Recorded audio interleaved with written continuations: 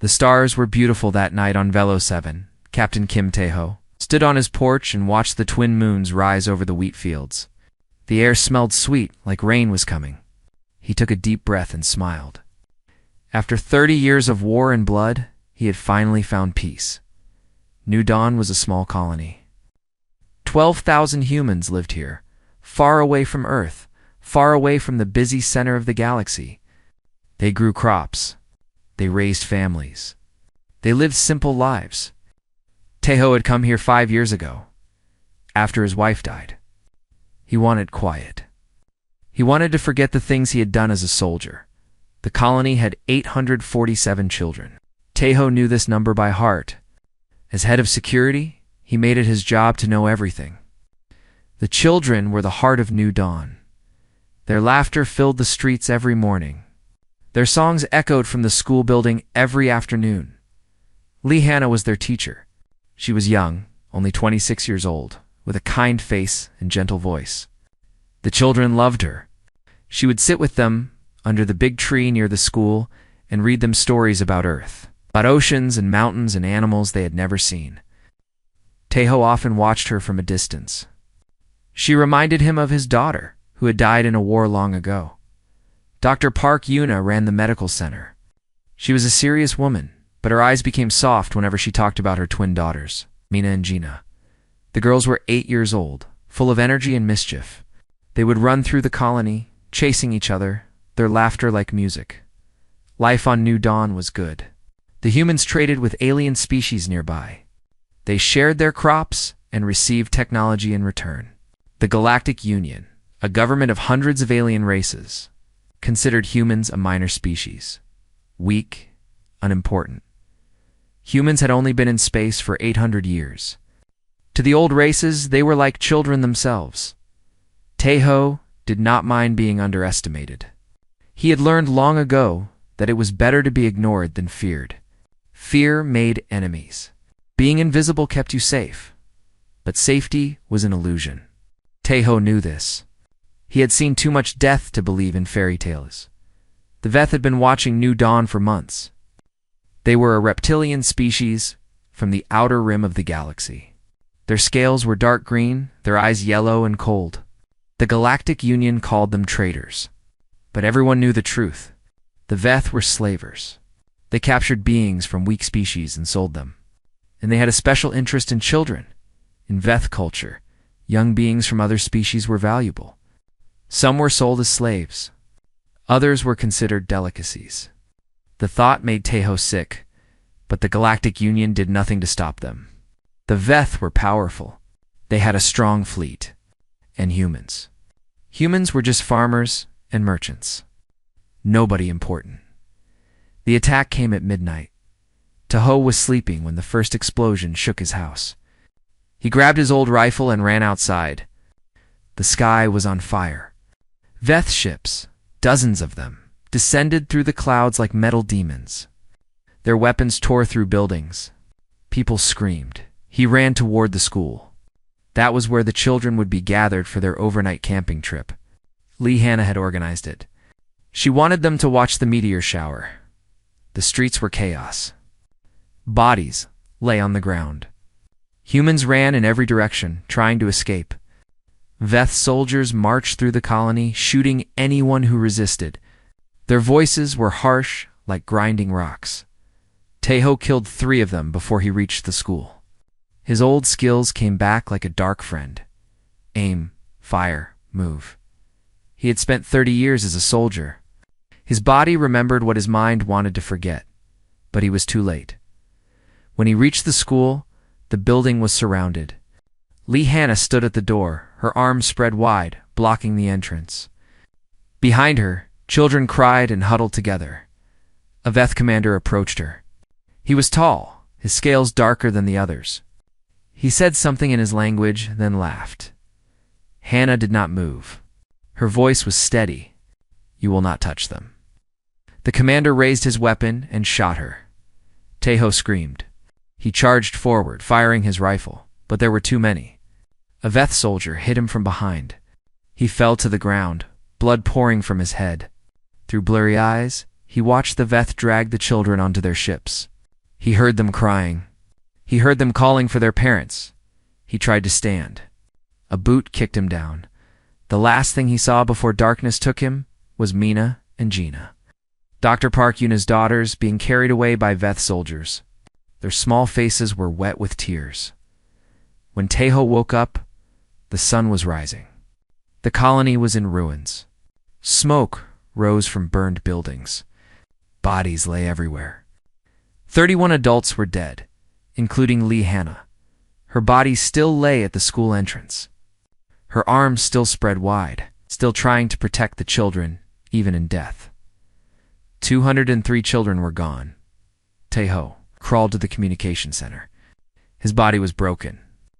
3 ribs cracked. A deep wound on his head. But he did not stop. He could not stop. He reached the console and activated a beacon. It was old technology from the first contact wars, when humanity first met alien species. The beacon had not been used in 200 years. It was meant for one purpose only, to call every human in the galaxy to arms. Taeho typed 3 words into the message. They took our children. He pressed send. Then he collapsed on the floor, his blood pooling beneath him. But he smiled, because he knew what was coming. The galaxy thought humans were weak. The galaxy thought humans were harmless farmers. The galaxy was about to learn how wrong they were, somewhere far away. On a planet called Earth, alarms began to sound. And in the hearts of billions of humans, something ancient and terrible began to wake. No one touched human children. No one. The message reached Earth in 6 hours. It traveled through relay stations across hundreds of light years, passing through alien territories, through empty space, through the cold darkness between stars. 3 words. They took our children. Admiral Baek Sung-ho was 73 years old. His hair was white. His face was lined with wrinkles. But his eyes were sharp like knives, and his mind was sharper still. He had commanded the Terran Defense Forces for 40 years. He had never lost a battle. He had hoped to die peacefully. Without fighting another war, that hope died when he read the message. He stood in the war. Room beneath the mountains of old Korea. Screens covered the walls, showing maps of the galaxy. Officers rushed around him, their faces pale with shock and anger. But Baek remained still. He closed his eyes and took a deep breath. Who? He asked. The Vethser, answered a young officer. They raided a colony called New Dawn. They killed 31 civilians and took 203 children. Baek opened his eyes. They were cold now, cold like the space between stars. Call the council. Every admiral. Every general. Now. Within 2 hours, the Terran High Command gathered. 12 of the most powerful military leaders in human history sat around a long table. Holographic displays showed the attack on New Dawn. They watched Lee Hannah die. They watched children being dragged onto ships. They watched Taeho crawl through his own blood to send the beacon. No one spoke for a long time, General. Oh Jinho broke the silence. He was the commander of the Terran Marine Corps. Soldiers called him the Ghost because he could move through battlefields without being seen. His voice was quiet but filled with ice. The Veth think we are weak. Oh, everyone thinks we are weak, said another admiral. We made them think that. It was true. For 200 years, humanity had hidden its true strength. The Galactic Union believed humans had only 200 warships. Old ships. Weak weapons. Nothing to fear. But the truth was very different. Humans had learned from their own history. For thousands of years, they had fought each other. World wars. Nuclear weapons. Biological attacks. They had almost destroyed themselves many times. When they finally reached the stars, they made a decision. They would hide their power. They would appear peaceful. They would let the galaxy underestimate them because humans knew something other species did not. The most dangerous enemy was the one you never saw coming. Admiral Baek stood up. His voice filled the room. We have 12,000 warships. We have weapons that can crack planets in half. We have soldiers who have trained for this moment their entire lives. The Veth took our children because they thought we could not stop them. He paused. They were wrong. He looked at each face around the table. Operation Lullaby is active. We bring our children home, and we make sure no one ever touches a human child again. Every officer stood and saluted on the other side of the galaxy. Ambassador Shin Mira prepared to address the Galactic Union Council. She was a small woman with silver hair and a calm face. Other species often mistook her politeness for weakness. They learned quickly that they were wrong. The council chamber was massive. Representatives from 300 alien species sat in a circle. The Veth ambassador was there, a large reptile with golden chains around his neck. He looked bored. Mira walked to the center of the chamber. Her heels clicked on the stone floor. Every eye watched her. 72 hours ago, she began, the Veth Dominion attacked a peaceful human colony. They murdered 31 innocent people. They kidnapped 203 children. Her voice was calm, but it cut through the air like a blade.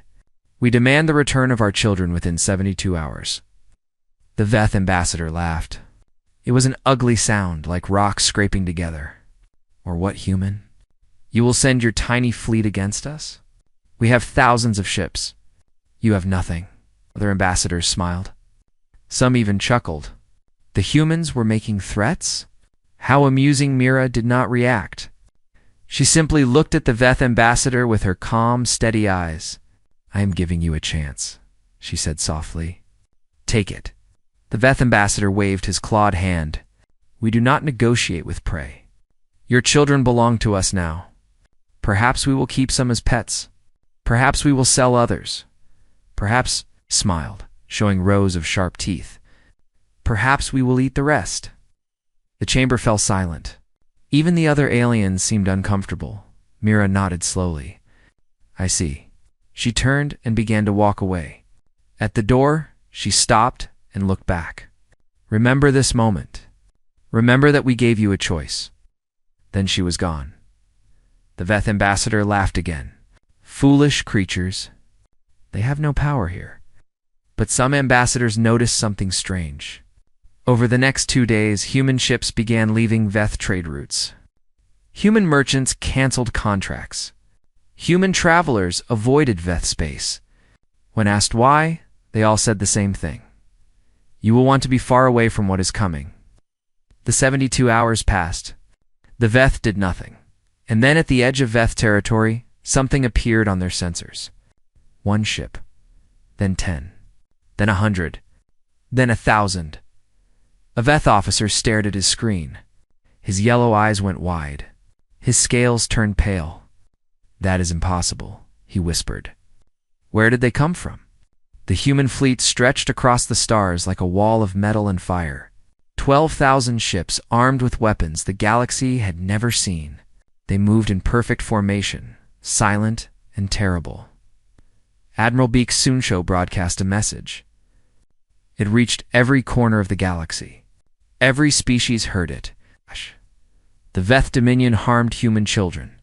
We do not negotiate. We do not forgive. We do not forget. Watch closely. This is what happens. Message ended, and the fleet began to move. The children were kept in cages. 203 small bodies, pressed together in cold metal boxes. Deep beneath the surface of Scareth, the Veth homeworld. The air smelled bad. The lights were dim. Veth guards walked between the cages, their yellow eyes watching, their forked tongues tasting the fear in the air. Mina held her sister Gina close. Both girls were shaking. They had not eaten in 2 days. Their clothes were torn. Their faces were dirty with tears. Around them, other children cried softly. Some called for their parents. Some had stopped speaking entirely. A Veth guard stopped in front of their cage. He was big, his scales rough and scarred. He looked at the twins and smiled. Good specimens, he said in broken human language. You will sell for high price. Gina buried her face in Mina's shoulder. Mina wanted to cry too, but she forced herself to stay strong. She remembered what her mother always said. Be brave for your sister. No matter what happens, be brave. Far above them, on the surface of Scareth, the Veth High Matriarch sat on her throne. She was ancient, her scales faded to gray, her eyes milky with age. But she was still powerful. She had ruled the Veth Dominion for 300 years. She had built an empire on the suffering of others. The humans sent a fleet, one of her advisors reported. Many ships. The matriarch waved her claw dismissively. How many? Early reports say. 12,000. For a moment, the chamber was silent. Then the matriarch laughed. Impossible. Humans have only 200 ships. Our spies have confirmed this many times. Matriarch, our sensors, your sensors are wrong. She leaned back on her throne. The humans are bluffing. They are trying to scare us with tricks and lies. Send our fleet to meet them. Crush them.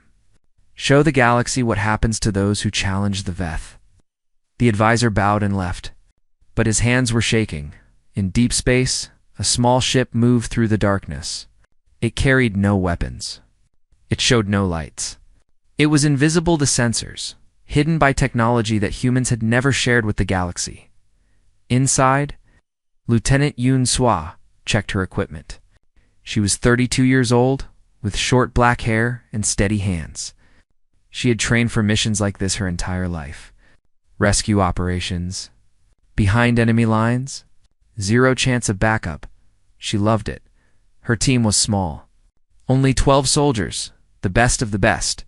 Sergeant Han Dong-woo sat across from her, cleaning his explosives. He was a big man with sad eyes. Years ago, his younger brother had been killed by pirates. He had never forgiven himself for not being there to protect him. How long until we reach Scareth? Sua asked. 6 hours, the pilot answered. We will land in the northern mountains, far from their cities. Sua nodded. The mission was simple. Find the children. Secure them. Keep them safe until the fleet arrived. Simple words. Impossible task. She looked at her team. They were all volunteers. Every one of them knew they might not come back. But when the call went out for people willing to rescue human children from Veth territory, thousands had applied. These 12 were chosen because they were the best, and because they were the most dangerous. There was one more person on the ship. Dr. Park Yuna sat in the corner, her hands folded in her lap. She was not a soldier. She had never held a weapon. But her daughters were in those cages, and no force in the universe could have kept her away. Sua had tried to stop her. This is a military operation. You could die. Yuna had looked at her with eyes that held no fear, only determination. My children need me. I am coming. Ua had understood. She would have done the same. On Scareth, the Veth fleet launched to meet the humans. 3,000 warships, each one bristling with weapons. The Veth commanders were confident. They had fought many wars. They had crushed many enemies. Humans were just farmers and merchants. This would be easy. The two fleets met at the edge of the Veth system. For a long moment, nothing happened. The ships faced each other across the cold void. Then Admiral Beek Sung-ho gave an order, showed them. The human ships changed. Panels opened. Weapons emerged. Technology that humans had developed in secret for 200 years, waiting for a moment like this. Energy weapons that could cut through shields like paper. Missiles that could track targets across light years. Armor that could survive the heart of a star. The Veth commanders stared at their screens. Their confidence turned to confusion. Then fear. What? What is that? They never got an answer. The human fleet fired. The battle lasted for hours. When it was over, 2,000 Veth ships were destroyed. The rest fled back to Scareth, broken and burning. Not a single human ship was lost. On Scareth, the High Matriarch received the news. For the first time in 300 years, her hands trembled. Impossible, she whispered. This is impossible. But the burning wreckage of her fleet said otherwise. In the northern mountains of Scareth, a small ship landed silently. 12 soldiers and 1 doctor stepped out into the cold night air. In the distance, they could see the lights of the capital city. Sue Dasha checked her weapon. The children are being held in an underground facility beneath the main palace. We go in, we get them out, we keep them safe until the Admiral arrives. She looked at her team. No Veth walks away. Not one. Donggu smiled grimly. Understood. They moved into the darkness like ghosts. Above them, the human fleet began its descent toward Scarith. And in the cages deep underground, Mina held her sister close and whispered, "Someone is coming for us. I know it. Someone is coming." The Veth homeworld burned. Admiral Beek Sung-ho stood on the bridge of his flagship, watching the destruction below. Human ships filled the sky like angry gods. They struck military bases. They destroyed weapons factories. They turned orbital stations into clouds of fire and metal. The Veth fought back, but it was like trying to stop a flood with bare hands. This was not a war. This was a message. Beek had given orders to avoid civilian targets. The schools, the hospitals, the homes of ordinary Veth, these were left untouched. Humans were not monsters. They did not kill innocents. But every soldier, every guard, every Veth who had participated in the slave trade, they received no mercy. "Sir," an officer reported, "the rescue team has reached the palace." "Tell them to proceed. We will keep the Veth busy up here." Far below, in the tunnels beneath the Veth palace, Lieutenant Yun Sua moved through the darkness. Her team followed close behind, silent as shadows. They had already killed 30 Veth guards. Not one had seen them coming. The facility was deep underground, protected by thick walls and heavy doors. But Sergeant Han Dongwu knew his job. He placed explosives on the main door, stepped back, and pressed the trigger. The explosion echoed through the tunnels. The door flew off its hinges. Inside, chaos erupted. Veth guards scrambled for their weapons. Alarms screamed. Red lights flashed. But the human soldiers were already moving. They flowed into the room like water, their weapons firing with perfect accuracy. Veth fell one by one, dead before they could raise their claws. Su Wa led the way. She moved fast, checking each room, each corridor. Her heart pounded, but her hands were steady.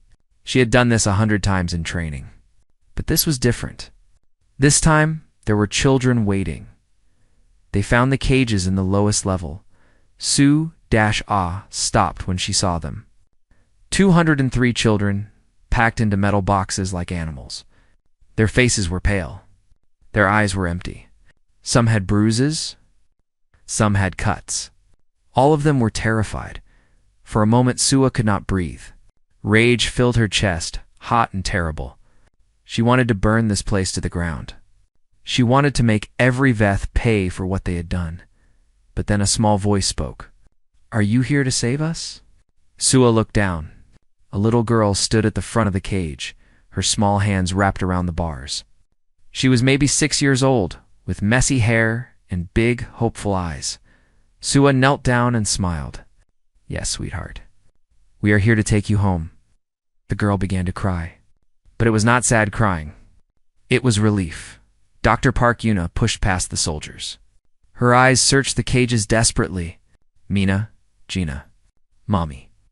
2 small figures pushed through the crowd of children. Mina and Gina ran to their mother, their arms reaching through the bars. Yuna fell to her knees and grabbed their hands, tears streaming down her face. "My babies," she sobbed. "My babies, I am here. I am here." Dongwu stepped forward with cutting tools. "Stand back," he said gently. "We will have you out in a moment." One by one, the cages were opened. Children poured out, crying and laughing. Soldiers picked up the youngest ones, carrying them carefully. Yuna held her daughters tight, refusing to let go. "We need to move," Sua said. "The extraction point is 2 kilometers north. The Admiral is sending shuttles." They moved through the tunnels, soldiers surrounding the children like a protective wall. Veth reinforcements tried to stop them twice. They died quickly. When they reached the surface, the sky was filled with fire. Human ships dominated the heavens. In the distance, the Veth capital was in chaos. Citizens ran through the streets. Military buildings collapsed. The mighty Veth dominion was falling apart. Shuttles landed nearby. Soldiers began loading the children aboard. Medics checked each one, treating wounds, offering food and water. Many children could not stop crying. Others clung to the soldiers who had saved them. Captain Kim Tae-ho was on one of the shuttles. He had refused to stay behind, even with his injuries. His head was wrapped in bandages. His ribs were taped, but he stood at the shuttle door, watching each child board. A little girl stopped in front of him. She was the same one who had spoken to Sua in the facility. She looked up at Tae-ho with her big eyes. "Are the monsters gone?" she asked. Tae-ho knelt down slowly, wincing at the pain. He put his hand gently on her head. "Almost, little one. Almost." She hugged him. Her small arms wrapped around his neck, and she held on tight. Tae-ho closed his eyes. Tears ran down his weathered face. This was why they fought. This was why they hid their strength for 200 years. Not for power. Not for glory. For this moment. For this child, above them, the human fleet completed its work. Every Veth military ship was destroyed. Every weapons factory was rubble. The High Matriarch was captured, found hiding in a bunker beneath her palace. She would face trial for her crimes. Admiral Beak watched the last Veth resistance crumble. His face showed no joy, no satisfaction. Only tired determination. "Sir," an officer said, "all children have been recovered. 203. All alive." Beak closed his eyes. "Good. What are your orders for the Veth civilians?" Beak was silent for a long moment. Then he spoke. "Leave them. They did not take our children. We do not punish the innocent." He turned away from the window. "But the Veth Dominion is finished. They will never threaten anyone again." On the shuttle, Mina and Gina fell asleep in their mother's arms. They were safe. They were going home, and above them, the stars that had once seemed so cold and distant now felt a little warmer. 1 month had passed since the fall of the Veth Dominion. The galaxy was still trying to understand what had happened. A species they had dismissed as weak and unimportant had destroyed one of the most powerful empires in known space in less than 2 weeks. The Veth homeworld was now under human occupation. Their fleet was gone. Their leaders were in chains. 300 years of conquest and cruelty had ended in fire and blood, and it had all started because they took 203 children. The Galactic Union Council chamber was full. Representatives from 300 species sat in nervous silence. The seats where the Veth ambassador once sat were empty. No one wanted to sit near them as if the bad luck might spread. Ambassador Shinmira walked to the center of the chamber. She moved slowly, deliberately. Her silver hair was pulled back. Her face was calm. She looked like a teacher about to give an important lesson. 1 month ago, she began, I stood in this chamber and asked for our children to be returned. The Veth ambassador laughed at me. Many of you laughed with him. The chamber was silent. Several ambassadors looked away, ashamed. You called us a minor species. You called us weak. You believed we had nothing to offer but crops and trade goods. Mira's voice was still calm, but it carried to every corner of the vast room. You were wrong. She pressed a button. A holographic display appeared above her, showing images. Human warships. Human soldiers. Human weapons that could shatter moons. The technology that humans had hidden for 2 centuries now revealed for all to see. For 200 years, we hid our strength. We did this because we wanted peace. We had seen enough war on our own world. We killed each other for thousands of years before we reached the stars. We did not want to bring that violence to the galaxy. She paused, letting her words sink in. We asked only to be left alone. To build our colonies. To raise our families. To watch our children grow up safe and happy. That was all we wanted. Her voice hardened just slightly. The Veth did not respect that wish. They looked at our kindness and saw weakness. They looked at our children and saw prey. The display changed to show the Veth facility. The cages. The children inside them. Several ambassadors made sounds of disgust. Even species that had no love for humans found the images disturbing. 203 children, Mira said. Some of them were only 4 years old. The Veth planned to sell them as slaves, or eat them. They thought no one would stop them. They thought no one would care. She looked around the chamber, meeting the eyes of each ambassador in turn. Let me make something very clear. Humanity will trade with you. We will laugh with you. We will help you build and grow and explore. We want to be your friends and partners in this great galaxy. Her voice dropped, becoming cold as ice. But if you harm our children, if you touch even one hair on their heads, we will end you. Not your government, not your military, your entire species. We will hunt you to the last corner of the universe. We will tear down everything you have built. We will make sure that no one even remembers your name. The chamber was completely silent. No one moved. No one breathed. The Veth learned this lesson. I hope none of you ever need to learn it again. She stood there for a long moment, letting her words echo through the chamber. Then she smiled and her voice became warm again. Now, I believe we have trade agreements to discuss. Shall we proceed? No one objected. Far away, on the rebuilt colony of New Dawn, life was slowly returning to normal. Buildings rose from the ashes. Fields were replanted. Families who had fled during the attack were coming home. A memorial stood where the school had once been. It was a simple structure, white stone under the open sky. The names of the 31 people who died in the attack were carved into its surface. At the top was Lehanna's name. Beneath it were the words, "She stood between the children and the darkness. She did not move." Captain Kim Tae-ho visited the memorial every day. His injuries had healed, but he walked with a limp now. He would carry that limp for the rest of his life. He did not mind. It was a small price to pay. Today, he was not alone. Lieutenant Yoon Soo-ah stood beside him, looking at the names. She had been offered medals and promotions after the mission. She had refused them all. "Do you think they are at peace?" she asked quietly. Tae-ho nodded. "I think so. We brought the children home. That is what they would have wanted." They stood in silence for a while, the wind blowing gently across the fields. "What happens now?" Sue asked. "We rebuild. We remember. We make sure it never happens again." In the distance, they could hear children playing. The new school had opened last week. New teachers had come from Earth to replace those who were lost. Life continued. Mina and Gina were among the children playing. Dr. Park Yuna watched them from the porch of her new house. She did not let them out of her sight anymore. She probably never would again. But she was smiling. Her daughters were laughing, running through the grass, live and free. That was enough.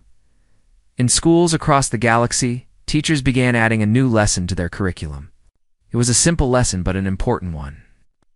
There are many dangerous species in the universe, they taught.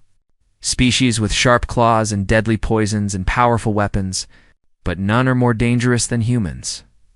Not because they are the strongest or the fastest, but because they protect what they love with a fury that has no limit.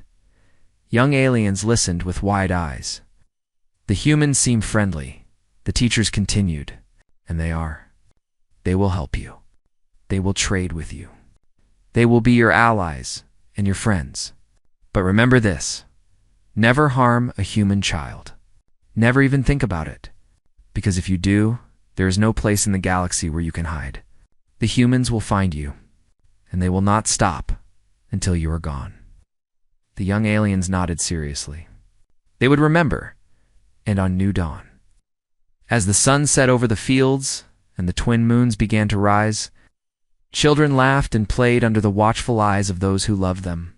The stars above were vast and cold and full of dangers, but humanity stood guard, patient and kind and utterly merciless to those who would do them harm. The galaxy had learned a new law. Human children are not to be touched ever.